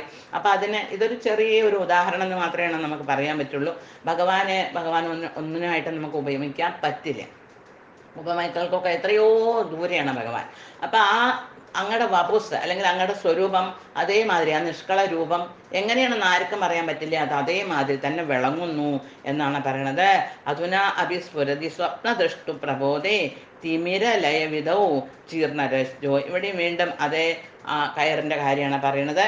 ഇപ്പം സ്വപ്നം കണ്ടവന്, സ്വപ്നദൃഷ്ടു പ്രബോധേ, സ്വപ്നം കണ്ടു ഉണർന്നവന് ആ സ്വപ്നത്തിന് ശേഷം, ഉണർന്നതിന് ശേഷം എപ്രകാരമാണോ ആ സ്വപ്നം നഷ്ടപ്പെടുമ്പോൾ അല്ല അനുഭൂതി വരണത്. അപ്പോൾ കാര്യം മനസ്സിലായില്ല, ഞാൻ ഉറങ്ങായിരുന്നു, ഇപ്പം എല്ലാം കാര്യം ശരിയായി, തൻ്റെ ബോധം തിരിച്ചു കിട്ടാണ്. പിന്നെ ആ ഇരുട്ട് നീങ്ങുമ്പോൾ തിമിരലയവിധോ ജീർണ രജ്ജോ ജയദ്വത്. അപ്പം ആ പഴയ കയറിൽ നിന്ന് ആ സർപ്പത്തിൻ്റെ അനുഭൂതി, ആ സർപ്പമാണ് കിടക്കണമെന്നുള്ള ആ വിചാരം, അത് വിദ്യ വരുമ്പോൾ അഥവാ തത്വം മനസ്സിലാവുമ്പോൾ മനസ്സിലായി, അവിദ്യ നീങ്ങുമ്പോൾ തന്നെത്താനെ ഏവം വിദ്യാലാഭേ സ്ഫുടം വികസേതഭി, തന്നെത്താനെ തത്വം സ്പഷ്ടമായി തെളിഞ്ഞ് പ്രകാശിക്കുമ്പോൾ മനസ്സിലാവും ഏകമാണ് ഇവിടെ ഈ ഭഗവാൻ എന്നുള്ളത്, അല്ലെങ്കിൽ ആ തത്വം അപ്പോൾ നന്നായിട്ട് വിളങ്ങണു. ഇതൊക്കെ വേദാന്തത്തിൻ്റെയാണ്. അപ്പം നമുക്ക് ഇത്രയൊക്കെ തന്നെയാണ് ഇതിനെ ചുരുക്കി മനസ്സിലാക്കാൻ പറ്റുള്ളൂ. കാരണം ആ ജഗദ്ഗുരു ആയിട്ടുള്ള ശങ്കരാചാര്യർ വിവരിച്ചിട്ടുള്ള അതേമാതിരി ഏകസ്വരൂപനാണ് ഭഗവാൻ. ഈ പ്രപഞ്ചവും ഭഗവാന്റെ സ്വരൂപമാണ്. ആ പ്രപഞ്ചത്തിൻ്റെ സ്വരൂപം നഷ്ടപ്പെടുമ്പോൾ, രൂപം നഷ്ടപ്പെടുമ്പോൾ അത് വീണ്ടും ഭഗവാനായി പരിണമിക്കുന്നു. വീണ്ടും ഭഗവാൻ തന്നിൽ നിന്ന് അനേകം സൃഷ്ടികൾ ഉണ്ടാക്കുന്നു. വീണ്ടും സംഹാരകാലത്ത് അത് ഭഗവാനായി തന്നെ പരിണമിക്കുന്നു. പഞ്ചഭൂതങ്ങളായിക്കോട്ടെ, ഇന്ദ്രിയങ്ങളായിക്കോട്ടെ, മഹത്തത്വമായിക്കോട്ടെ, എന്ത് തന്നെ ആയിക്കോട്ടെ, ഇതെല്ലാം അതിൻ്റെ നിലനിൽപ്പ് എപ്രകാരമുള്ളൂ? ഒരു സ്വപ്നം മാതിരിയുള്ളൂ. വീണ്ടും ആ സംഹാരം കഴിഞ്ഞാൽ എല്ലാം ഭഗവാനിൽ അലിഞ്ഞു ചേർന്നു. അത്തരത്തിലുള്ള ഭഗവാൻ ശ്രീകൃഷ്ണ, അങ്ങയെ ഞാൻ ഇതാ നമസ്കരിക്കുന്നു എന്നാണ് മേൽപ്പത്തൂര് പറയണത്. യദ്ഭീത്യോദേതി സൂര്യോ ദഹതി ജദഹനോ വാദിവായുസ്തധാന്യേ യദ്ഭീതാപത്മജാദ്യ പുനരുചിതബലീൻ ആഹരന്തേനുകാലം യേ നൈവാരോപിതാ പ്രാങ് നിജപദമഭിദേശ്യാവിതാരശ്ച പശ്ചാത് തസ്മൈ വിശ്വം നിയന്ത്രേ വയമപി ഭവതേ കൃഷ്ണ കൂർമ്മ പ്രണാമം. യദ്ഭീത്യാ സൂര്യ ഉദേതി ദഹനദഹതി ച വായുവാദി. ആരെ പേടിച്ചിട്ടാണോ സൂര്യൻ അതിൻ്റെതായ സമയത്ത് ഉദിക്കണത്, ആരെ പേടിച്ചിട്ടാണോ സൂര്യൻ ഉദിക്കണത്? തീയ ദഹതി, ദഹനൻ അഥവാ അഗ്നി ജ്വലിപ്പിക്കണത്. പിന്നെ വായുവാദി, വായു കാറ്റ് വീശണത്. തഥാ അന്യേ പത്മജാദ്യ, അപ്രകാരം ബ്രഹ്മാവ് തുടങ്ങിയിട്ടുള്ള ദേവന്മാര് യദ്ഭീത, ആരെ പേടിച്ചിട്ടാണോ അനുകാലം ഉചിത ബലീനാഹരന്തേ, ആ തക്ക സമയങ്ങളിൽ തങ്ങളുടെ കർത്തവ്യം നിർവഹിക്കുന്നത്. സൃഷ്ടി, അത് ബ്രഹ്മാവായിക്കോട്ടെ, ദേവേന്ദ്രൻ മഴ പെയ്യിക്കണു, അതുമാതിരി അഗ്നി വായുവിൻ്റെ കാര്യം ഇവിടെ പറഞ്ഞു, സൂര്യൻ്റെ കാര്യം പറഞ്ഞു, ചന്ദ്രൻ്റെ കാര്യം, ചന്ദ്രനും സമയത്തിന് ആ ഔഷധങ്ങൾക്കൊക്കെ ഔഷധ ഗുണം നൽകണു, ധാന്യങ്ങൾക്കൊക്കെ. അപ്പം ആ തക്ക സമയത്ത് വേണ്ടതായ പൂജാദികളെ സ്വീകരിക്കണു, ആഹാരത്തെ അതിനെ സ്വീകരിക്കണു. എന്നിട്ട് ഈ ലോകത്തിന് നന്മകളെ തിരിച്ചു കൊടുക്കണു, അതിൻ്റെതായിട്ടുള്ള ആ കർത്തവ്യങ്ങളെ പൂർണ്ണമാക്കണു. തേ പ്രാഗേനയേവ, അവരെല്ലാം ആദ്യം ആരാൽ അവരവരുടെ സ്ഥാനങ്ങളിൽ നിജപദമാരോപിത, ഇവരെയൊക്കെ ഇരുത്തിയത് അവരവരുടെ സ്ഥാനങ്ങളിൽ ഇരുത്തിയത് ആരാണ്? ഭഗവാൻ തന്നെയാണ് അല്ലേ? ഒന്നാമത്തെ ദശകത്തിലേ പറഞ്ഞു, ഐശ്വര്യം ശങ്കരാദീശ്വര വിനിയമനം ഈശ്വതേജോ ഹരാണ എന്ന് പറയുന്നതായി. അപ്പം ശങ്കരാദികളെ വരെ അവരുടെ പദവിയിൽ ഇരുത്തിയത് ഈ ഭഗവാൻ തന്നെയാണ്. ആരുടെ സ്ഥാനങ്ങളിൽ ആരാണോ അവരവരുടെ സ്ഥാനങ്ങളിൽ ആരാണോ ഇവരെ കയറ്റി വെച്ചിരിക്കുന്നതും ഇറക്കണതും ഭ്രഷ്ടരാക്കപ്പെടും ചെയ്യും അവരെ. പശ്ചാത്യാവിതാരയേച്ച, അവരെ പിന്നെ അവിടുന്ന് ഭ്രഷ്ടരാക്കും ചെയ്യും. കാരണം സംഹാര സമയത്ത് പിന്നെ ഒരു ദേവേന്ദ്രനും ഇല്ല, ഒരു ബ്രഹ്മാവും ഇല്ല, എല്ലാം ഭഗവാനിലേക്ക് എത്തി. വീണ്ടും അവരെ പ്രകടമാക്കും. അപ്പം ഇതെല്ലാം ആരാണോ ചെയ്യണത്? വിശ്വം നിയന്ത്രി, അങ്ങനെ ഈ വിശ്വത്തിനെ മുഴുവനും നിയന്ത്രിക്കുന്നതായിട്ടുള്ള ഭഗവാനെ അങ്ങയെ ഞാൻ കൂർമ്മ പ്രണാമം ചെയ്യണം. അങ്ങയെ ഒരു കൂർമ്മത്തിനെ മാറി ഞാൻ അങ്ങയെ നമസ്കരിക്കണു, അതിന് മാത്രമേ എനിക്ക് സാധിക്കുള്ളൂ ഭഗവാനെ എന്നാണ് മേൽപ്പത്തൂര് പറയണത്. ത്രൈലോക്യം ഭാവയന്തം ത്രിഗുണമയമിതം ദ്രക്ഷരസ്യൈകവാച്യം ത്രീശാനാമൈക്യരൂപം ത്രിഭിരഭിനിഗമേ ഗീയമാനസ്വരൂപം തിസ്രോവസ്ഥാവിദന്തം ത്രിയുഗജനജുഷം ത്രിക്രമാക്രാന്തവിശ്വം ത്രൈകാല്യേ ഭേദഹീനം ത്രിഭിരഹമനിശം യോഗഭേദൈർഭജേത്വാ. ത്രിഗുണമയമിതം ത്രൈലോക്യം, ഈ ലോകം ത്രിഗുണമയമായതാണ്. മൂന്നാണ്, പലതിൻ്റെ എല്ലാം മൂന്ന് എന്താണ് ഇവിടെ പറയുന്നത്. അപ്പം 3 ഗുണങ്ങൾ, സത്വ രജ തമസ് എന്നുള്ള ആ 3 ഗുണങ്ങൾ, ത്രിഗുണം ഇതം ത്രൈലോക്യം, 3 ലോകങ്ങളുടെ സ്വർഗം, ഭൂമി, പിന്നെ പാതാളം, പിന്നെ ത്രക്ഷരങ്ങൾ. ഭാവയന്തം ത്രക്ഷരസ്യ, 3 അക്ഷരങ്ങൾ. ഓം ഇതെന്നാണല്ലോ ഇതിൻ്റെ മുഴുവൻ ഉൽപ്പത്തി. ഓം എന്നുള്ള ആ ഒരു അക്ഷരത്തിൽ നിന്നാണ് ശബ്ദബ്രഹ്മത്തിൻ്റെ പ്രാകട്യം ആയിട്ടുള്ള, അതിൽ ഇതെല്ലാം പ്രകടമായത്. അപ്പം അതെന്താണ്? ആ ഉ മ, ഇതല്ലേ, അതാണ് ഓമിൻ്റെ. അപ്പം ഇത് ഭഗവാൻ തന്നെ പറഞ്ഞിട്ടുണ്ട്. ഞാൻ ഓമിത്യേകാക്ഷരം ബ്രഹ്മ വ്യാഹരൻ മാമനുസ്മരൻ യപ്രയാതി ത്യജൻ ദേഹം സയാതി പരമാഗതി എന്ന് ഭഗവാൻ 8ാമത്തെ അധ്യായത്തിൽ പറഞ്ഞിട്ടുണ്ട് അല്ലേ, ഭഗവത്ഗീത. അപ്പം ഞാൻ ആരാണ് ഓമിനെ സ്മരിച്ചിട്ട്, അപ്പം ഓം ഭഗവാന്റെ തന്നെ സ്വരൂപമാണ്. അപ്പം ഈ ഓം എന്ന് സ്മരിച്ചിട്ട് ആരാണോ ഈ ലോകം വിടുന്നത് അവരെന്നെ പ്രാപിക്കും എന്ന് ഭഗവാൻ പറഞ്ഞിട്ടുണ്ട്. അപ്പം അതിൻ്റേതായിട്ടുള്ള ഈ 3 അക്ഷരങ്ങളും ഭഗവാൻ തന്നെയാണ്.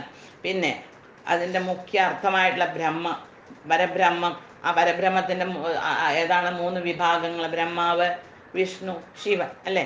പിന്നെ 3 വേദങ്ങൾ, ഏകവാച്യം ത്രീശാനാം ഐക്യരൂപം ത്രിഭി നിഗമങ്ങൾ എന്ന് പറഞ്ഞിട്ടുണ്ടെങ്കിൽ വേദങ്ങൾ. വേദം എന്താണ്? 3 ഋഗ്, യജുസ്, സാമം. പിന്നെ ഭഗവാന്റെ 3 സ്വരൂപങ്ങളുണ്ട്: സച്ച് ചിത് ആനന്ദ്. സത്ത് ചിത്ത് ആനന്ദാണ് ഭഗവാൻ, സച്ചിദാനന്ദ സ്വരൂപനാണ് ഭഗവാൻ. പിന്നെ 3 അവസ്ഥകളാണ് ഈ ബ്രഹ്മാണ്ടത്തിൽ മുഴുവനും 3 അവസ്ഥകളാണ് സാധാരണ മനുഷ്യർക്ക് നമുക്ക് പറയാം. പിന്നെ ഭഗവാനൊക്കെ കണ്ട ഒരു തുരീയ അവസ്ഥയെ കണ്ട്, ആ തുരീയാവസ്ഥ സാധാരണക്കാർക്കില്ല, അത് മഹാദേവനും വിഷ്ണുവിനും ഒക്കെ ഉള്ളൂ തുരീയാവസ്ഥ. അപ്പം ആ 3 അവസ്ഥകൾ എന്താണ്? ജാഗ്രത, സ്വപ്നം, സുഷുപ്തി. 3 യുഗങ്ങൾ: കൃതയുഗം, ത്രേതായുഗം, ദ്വാപരയുഗം. ഈ 3 യുഗങ്ങളിലാണ് അത്രേ അവതാരങ്ങളുള്ളൂ. കലിയുഗത്തിൽ അവതാരമില്ല എന്നാണ് പറയുന്നത്. ഇനി കലിയുഗം കഴിഞ്ഞ് സത്യയുഗം വീണ്ടും വരുമ്പോൾ ആ യുഗസന്ധിയിലാണ് അത്രേ കൽക്കിയുടെ അവതാരം ഉണ്ടാവാൻ പോണത്. കലിയുഗത്തിലല്ല അത്രേ എന്ന് പറയുന്നുണ്ട്. അങ്ങനെ അപ്പം ദ്വാപരം വരെയുള്ള ആ സത്യ, ത്രേത, ദ്വാപരം 3 യുഗങ്ങൾ. ത്രിയുഗജനുഷം ത്രിക്രമാക്രാന്ത വിശ്വം. ആ ത്രിക്രമാക്രാന്തം നല്ല കൃതയുഗ അതിൻ്റെ കലിയുഗത്തിൻ്റെ ആ അവസാനമാകുമ്പോൾ ഭഗവാന്റെ അവതാരം ഉണ്ടാവും. അപ്പം അതിനെ ഈ ത്രിയുഗജനുഷം ത്രിക്രമാക്രാന്തം, ആ ത്രിവിക്രമനായിട്ട് ഭഗവാൻ ഈ ലോകത്തിനെ, ഈ 3 ലോകങ്ങളെയും തൻ്റെ 3 അടി കൊണ്ട് കീഴടക്കി, ആക്രമിക്കാൻ അതിനെ തൻ്റെ അധീനത്തിൽ കൊണ്ടുവന്ന് കീഴടക്കിയവനും. പിന്നെ ത്രൈകാല്യ ഭേദഹീനം, 3 കാലങ്ങളിലും ഒരു ഭേദവും ഇല്ല. 3 കാലങ്ങൾ എന്താണ്? ഭൂതം, വർത്തമാനം, ഭാവി. ഇതിൽ ഭഗവാന് യാതൊരു വ്യത്യാസമില്ല. ഭഗവാൻ ഒരു പരിണാമങ്ങളും വരാതെ സമമായിട്ട് നിൽക്കണു, കൂടണമില്ല, കുറയണമില്ല. അപ്പം 3 കാലങ്ങളിലും ഭേദമില്ലാത്തവനുമായിട്ട് ത്വാമഹം ത്രിഭി യോഗഭേദേ അനിശം ഭജേ. പിന്നെ 3 തരത്തിലും യോഗങ്ങളെ കൊണ്ടും അങ്ങേതാ ഭജിക്കണു, ജനങ്ങൾ ഭജിക്കണു. ഞാനും ഭഗവാനെ അങ്ങേ ഭജിക്കും എന്നാണ് മേൽപ്പത്തൂർ പറയുന്നത്. എന്താണ് 3 യോഗങ്ങൾ? ജ്ഞാനയോഗം, കർമ്മയോഗം, ഭക്തിയോഗങ്ങളെ കൊണ്ട് ഭഗവാനെ പ്രാപിക്കാൻ സാധിക്കും. അപ്പം ഇതെല്ലാം ഈ 3 ഉള്ളതെല്ലാം ഭഗവത് സ്വരൂപങ്ങളാണ് എന്നാണ് മനസ്സിലാക്കേണ്ടത്. അപ്പോൾ യാതൊരു ഭേദങ്ങളും ഇല്ലാണ്ട് എല്ലാ കാലങ്ങളിലും സമമായി നിറഞ്ഞു നിൽക്കുന്ന ശക്തിയാണ് ഭഗവാനെ അങ്ങയുടേത്. അത്തരത്തിലുള്ള അങ്ങയെ ഞാൻ നമസ്കരിക്കണു, അങ്ങയെ പ്രണാമം ചെയ്യണു. സത്യം ശുദ്ധം വിബുദ്ധം ജയതി തവ വപുർനിത്യമുക്തം നിരീഹം നിർദ്വന്ദ്വം നിർവികാരം നിഖില ഗുണഗണ വ്യഞ്ജനാധാരഭൂതം നിർമൂലം നിർമ്മലം നിരവധി മഹിമോല്ലാസി നിർലീനമന്ദ നിസ്സംഗാനാമുനീന നിരുപമ പരമാനന്ദ സാന്ദ്ര പ്രകാശം. സത്യം ശുദ്ധം വിബുദ്ധം. ഭഗവാൻ എങ്ങനെയാണ്? സത്യമായിട്ടും ശുദ്ധമായിട്ടും നിലകൊള്ളുന്നവനാണ്. ശുദ്ധമാവുക എന്ന് പറഞ്ഞാൽ മായാബന്ധമില്ലാണ്ട്. ഭഗവാൻ സത്യസ്വരൂപനാണ്. ഭഗവാൻ സത്യം എന്ന് പറഞ്ഞാൽ തന്നെ ഭഗവാനാണ്, അല്ലേ? ഭഗവാന് ആ ഗർഭസ്തുതിയിൽ രാമൻ്റെ അവതാരമായിക്കോട്ടെ, കൃഷ്ണൻ്റെ അവതാരമായിക്കോട്ടെ, അപ്പോൾ വന്നിട്ട് ദേവന്മാരൊക്കെ സത്യം സത്യം സത്യം എന്ന് 9 എന്ന് പറഞ്ഞാൽ പൂർണ്ണ അംഗമാണ്, അല്ലേ? ഒരു പൂർണ്ണമായിട്ടുള്ള ഒരു സംഖ്യയാണ്. അപ്പം അങ്ങനെ ഭഗവാനെ സത്യസ്വരൂപനാണ്, അങ്ങ് സത്യം സത്യം സത്യം എന്ന് 9 പ്രാവശ്യം പറയണ്ടായി. അപ്പം അങ്ങനെ സത്യസ്വരൂപനാണ്, അങ്ങ് ശുദ്ധമായിട്ട് യാതൊരു മായബന്ധവും ഇല്ലാണ്ട് വിലസുന്നവനാണ്, വിളങ്ങുന്നവനാണ്. പിന്നെ വിബുദ്ധനാണ്. അങ്ങനെയാണ്. ആരാണ്? ജാഗ്രത. വിബുദ്ധൻ എന്ന് പറഞ്ഞാൽ വളരെയധികം ജാഗ്രതയോടുകൂടി ഇരിക്കുന്നവനാണ്, ജ്ഞാനസ്വരൂപനാണ്. ജാഗ്രതയോടുകൂടി ആരായിരിക്കുക? ജ്ഞാനസ്വരൂപനാണ്, അല്ലേ? പിന്നെ നിത്യമുക്തം നിരീഹം, അങ്ങ് നിത്യമുക്തനാണ്. ഒന്നായിട്ടും അങ്ങക്ക് ഒരു ബന്ധവുമില്ല. മായയായിട്ടോ ബാക്കി എല്ലാറ്റിനും മായയായിട്ട് ബന്ധമുണ്ട്, ഭഗവാന് മായയായിട്ട് ഒരു ബന്ധവുമില്ല. അങ്ങ് നിത്യമുക്തനാണ്, ഒന്നിനോടും ബന്ധമില്ലാത്ത ആ കൈവല്യമയനായിട്ടുള്ള അങ്ങ് മോക്ഷ സ്വരൂപനാണ്. പിന്നെ നിരീഹനാണ്. അങ്ങക്ക് ഒരു ആഗ്രഹങ്ങളും ഇല്ല, ഒന്നും പ്രാപ്തി ചെയ്യാനുള്ള ആഗ്രഹം ഇല്ലാത്തവനാണ് അങ്ങ്. പിന്നെ നിർദ്വന്ദ്വം നിർവികാരം, അങ്ങക്ക് ഒന്നിലും ദ്വന്ദ്വമില്ല. ഇത് നല്ലത്, ഇത് ചീത്ത, അല്ലെങ്കിൽ ഇത് സുഖമാണ്, ഇത് ദുഃഖമാണ്, എനിക്കിഷ്ടമാണ്, ഇഷ്ടക്കേടാണ്, ഇത് ഈ ചൂട് എനിക്കിഷ്ടമല്ല, തണുപ്പ് എനിക്കിഷ്ടമാണ്, അല്ലെങ്കിൽ തണുപ്പ് എനിക്കിഷ്ടമല്ല, ഇഷ്ടക്കേട് ഒന്നുമില്ല. അങ്ങനെ ആ ദ്വന്ദ്ങ്ങളില്ലാത്ത ഭഗവാന് നിർദ്വന്ദ്വനാണ് ഭഗവാൻ. പിന്നെ അദ്വിതീയമായിട്ടിരിക്കണം. നിർദ്വന്ദ്വം നിർവികാരം. എന്നാൽ ഭഗവാൻ എന്തെങ്കിലും ഒരു പരിണാമങ്ങളോ ഒരു വികാരങ്ങളോ ഉണ്ടോ? ഇല്ല. ഒന്നിലും ഭഗവാന് ഒരു പരിണാമം ഒരു കാലത്തുമില്ല. നിർവികാരനാണ് ഭഗവാൻ. വികാരങ്ങളെന്ന് പറഞ്ഞാൽ എന്തെങ്കിലും പരിണാമങ്ങൾ വന്നുകൊണ്ടിരിക്കുക. നിഖില ഗുണഗണ വ്യഞ്ജനാധാരബോധം. നിഖില ഗുണഗണ എല്ലാ നല്ല ഗുണങ്ങളുടെയും വ്യഞ്ജനാധാരബോധം. അതിനെ വ്യഞ്ജനം എന്ന് പറഞ്ഞാൽ അതിനെ പ്രകാശിപ്പിക്കുക. എല്ലാ ഗുണങ്ങളെയും ഇപ്പൊ ഈ 3 ഗുണങ്ങളും ആകെ 3 ഗുണങ്ങളാണ് ഈ ബ്രഹ്മാണ്ടത്തിൽ തന്നെയുള്ളൂ അല്ലേ. ആ സത്വരജ തമോ ഗുണങ്ങളെല്ലാം എവിടുന്നാണ്? അതിൻ്റെ ഉറവിടം എവിടമാണ്? ഭഗവാൻ തന്നെയാണ്. അപ്പം ഈ എല്ലാ ഗുണങ്ങളുടെയും ഉറവിടമായിട്ടുള്ള അല്ലെങ്കിൽ വ്യഞ്ജന ആ വ്യഞ്ജനം ആ വസ്തുവിൻ്റെ ആധാരം അതിൻ്റെ ഉറവിടം എവിടെയാണ്? ഭഗവാൻ തന്നെയാണ്. നിർമൂലം. എന്നാൽ ഭഗവാൻ ഉണ്ടാവാൻ ഒരു കാരണമുണ്ടോ? എന്തിന്? എല്ലാറ്റിനും ഇവിടെ എന്തെങ്കിലും ഒരു കാരണമുണ്ട്, ഒരു മൂല ഉണ്ട് അല്ലേ, ഒരു കാരണമുണ്ട്.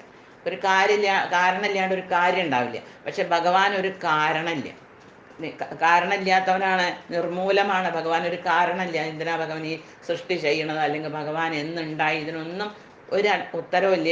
ഇത് കാരണമില്ലാത്തവനാണ്. ഒന്നിനും ഒരു ഭഗവാന്റെ കാര്യങ്ങൾക്ക് ഒന്നിനും ഒരു കാരണമില്ല. നിർമൂലം നിർമ്മലം നിരവധി മഹിമോല്ലാസി. നിർമൂലനായിട്ടുള്ള ആ ഭഗവാൻ അല്ലെങ്കിൽ കാരണമില്ലാത്തവനായിട്ടുള്ള ഭഗവാന് രാഗദ്വേഷരഹിതനുമാണ് അദ്ദേഹം. നിർമ്മലനാണ് ഭഗവാൻ. മാലിന്യം എന്താണ് ഇവിടെ? രാഗവും ദ്വേഷവും. അപ്പൊ ഇവിടെ ഭഗവാനും രാഗവുമില്ല, ആരോടും ദ്വേഷവുമില്ല. നിരവധി മഹിമോല്ലാസി, അവസാനമില്ലാത്ത മാഹാത്മ്യം കൊണ്ട്, മാഹാത്മ്യ അതിശയം കൊണ്ട് വിളങ്ങുന്നവനാണ് ഭഗവാൻ.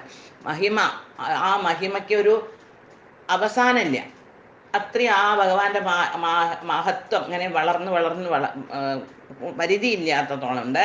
നിസ്സംഗാനാമുനീനാം അന്തനിർലീനം. സർവസംഘ പരിത്യാഗികളായിട്ടുള്ള മഹർഷിമാരുടെ ആ അന്തനിർലീനം, അവരുടെ മനസ്സിൻ്റെ സമാധീന എവിടെ? ഭഗവാന്റെ വാസം. ആ ഇവിടെ പറയാണ് സർവസംഘ പരിത്യാഗികളായിട്ടുള്ള മഹർഷിമാരുടെ മനസമാധിയിൽ ലീനനായിട്ട് ആ അതുല്യമായിട്ടുള്ള ആനന്ദമായി ഭഗവാൻ അവിടെ പ്രകടമാകുന്നു. അന്തനിർലീനം നിരുപമ പരമാനന്ദ സാന്ദ്ര പ്രകാശമായിട്ട്, അങ്ങനെ അതുല്യമായ പരമാനന്ദം തിങ്ങി നിൽക്കുന്ന പ്രകാശരൂപമായിരിക്കും അവിടെ ഭഗവാനെ അവർക്ക് അനുഭൂതിയുണ്ട്. അവർക്ക് അങ്ങനെ അറിയാൻ പറ്റണു. ആ നിഷ്കള സ്വരൂപത്തിനെ അവർക്ക് ആനന്ദമായിട്ട് അറിയാൻ പറ്റണു. തവ തത് വപു ജയതി. അങ്ങനെയുള്ള ഭഗവാനെ, അങ്ങയുടെ നിഷ്കള ബ്രഹ്മമാകുന്ന ആ സ്വരൂപം ജയതി സർവോത്കർഷേണ വിജയിച്ചരുളുന്നു. ആ ഭഗവാനെ ഞാനിതാ നമസ്കരിക്കുന്നു. ഇവിടെ നമസ്തേ എന്ന് പറഞ്ഞിട്ടില്ല, പക്ഷെ എല്ലാ ശ്ലോകങ്ങളിലും അത് ഉൾക്കൊണ്ടിരിക്കുന്നു. ഭഗവാനെ ഞാൻ അങ്ങയെ നമസ്കരിക്കുന്നു.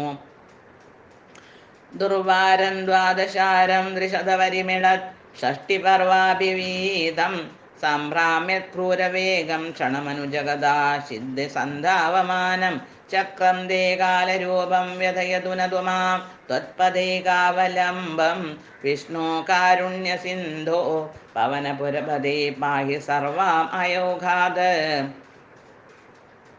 ദ്വാദശാരം ത്രിശതപരിമിളൽ ഷഷ്ടിപർവാഭിവീതം. ഇവിടെ കാലത്തിൻ്റെ ആ കാലചക്രം, ഭഗവാന്റെ കയ്യിൽ നമ്മളൊരു ചക്രം കാണാറുണ്ട്, അത് തന്നെയാണ് കാലചക്രം. ആ ചക്രത്തിൽ പെടാതെ ഇവിടുന്ന് ആർക്കും രക്ഷപ്പെടാൻ പറ്റില്ല. ബ്രഹ്മാവ് വരെ ആ ചക്രത്തിന് അധീനനാണ്. ആ ചക്രത്തിന് 12, പിന്നെ കാര്യം പറയേ വേണ്ട അല്ലേ. അതിന് 12 അഴികളുണ്ട്. 12 അഴികൾ എന്ന് പറഞ്ഞാൽ എന്താണ്? 12 രാശികൾ, അല്ലെങ്കിൽ 12 മാസങ്ങളെ നമുക്ക് ഏറ്റവും വളരെയധികം സിമ്പിളായിട്ട് മനസ്സിലാക്കുകയാണെങ്കിൽ അല്ലേ, രാശി നമ്മൾ കിട്ടുന്നുണ്ടാവും 12 രാശികൾ. അങ്ങനെ ആ 12 രാശികളാണ് ആ ചക്രത്തിൻ്റെ അഴികൾ. പിന്നെ ത്രിശതപരിമിള ഷഷ്ടിപർവാഭിവീതം 360 ആ ചക്രത്തിന് മുനകളുണ്ട്, അതിൻ്റെ അരങ്ങളുണ്ട്, അരങ്ങൾ. അപ്പം അതെത്രയാണ്? 360. ഇതെന്താണ്? ദിവസങ്ങളാണ് അല്ലേ. 360 ദിവസങ്ങളാണ് ഉള്ളതും. ഇതിൽ പെടാതെ ആർക്കും ഇവിടുന്ന് രക്ഷയില്ല. എല്ലാ ജീവജാലങ്ങൾക്കും ഇതിൽ അരഞ്ഞേ പറ്റൂ. ഇതിൻ്റെ ആ മുനകളിൽ കൂടെ കടന്നു പോയേ പറ്റൂ. പിന്നെ ക്രൂരവേഗം സംഭ്രാമ്യ ക്ഷണം അനുജഗത് ആഛിദ്യ സന്ധാവമാനം. അപ്പം ആ കഠിന വേഗത്തിൽ ചുറ്റിത്തിരിയണം. അത് സമയം അത്രയും ശക്തിയിലാണ് ചുറ്റിത്തിരിയണത്. ഈ ഭൂമി അത്രയും ശക്തിയിലാണ് തിരിയണത്, നമുക്കറിയാം അല്ലേ. പക്ഷെ നമ്മൾ അറിയണില്ല. നമ്മൾ വിചാരിക്കുന്നത് സൂര്യനാണ് ഇങ്ങനെ ചുറ്റിത്തിരിയണം. അല്ല, സൂര്യൻ അവിടെ നിശ്ചലനായിട്ട് നിൽക്കുകയാണ് അല്ലേ. ആ ഭൂമിയാണ് ആ സൂര്യന് 4 പുറം. എത്രമാത്രം ശക്തിയിലാണ് അത് സ്വയം തിരിയണത് നമ്മൾ അറിയണ പോലുമില്ല.